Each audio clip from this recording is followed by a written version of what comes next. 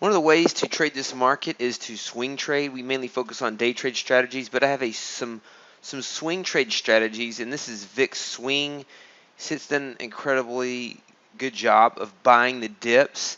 We take a look at the performance summary for the last 2 years, and it's almost a straight line equity curve, which is unprecedented, really, for it to have such a low drawdown in this type of market environment. 76 winners out of 92 trades, 82% profitable. This strategy is on the website, and one of the things you can do, I want to show you more detailed results on this going back to 1997. But one of the things you can do is you can trade with the money management algorithms, because this is the open trade drawdown and this is the closed trade drawdown. Now take a look at that on a longer time frame, 1997, and you see average trade profit 157.62, $15,000 open trade drawdown. So when you're dealing with swing trade strategies, this number is important because this is how much the trade could go against you intra-trade.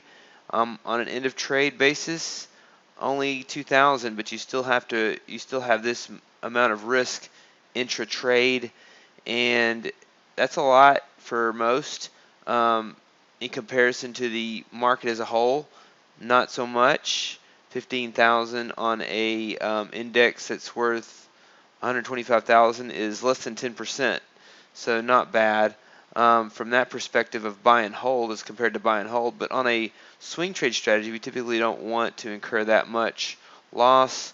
So what can you do in a situation like this? The market continues to work, buying dips, and if you're trying to call a top or wait for things to change, it could be very frustrating. So if you want to take a shot at buying dips, you could get in on a strategy like this and risk, $4,000, for example. Over the last 2 years, worst case drawdown is 4,000. You could wait for it to go into a drawdown. So you trade this strategy, you wait for it to do something like this, go into this drawdown or this drawdown, and you start trading it when it's almost at $1,000 drawdown, and you could risk $3,000 and then work to get a $3,000 or $4,000 run up, and then that's kind of your trailing stop loss. The worst case drawdown can be kind of your trailing stop loss, and so it could turn over.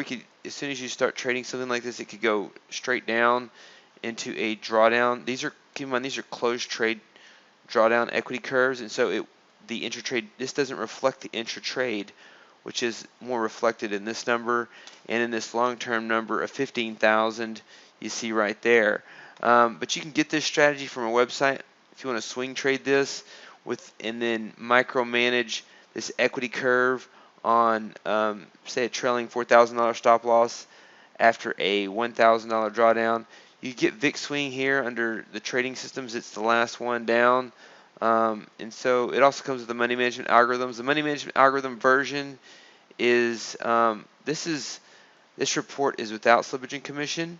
The report I showed you previously has slippage and commission, and so the equity curve still looks good on a closed trade basis.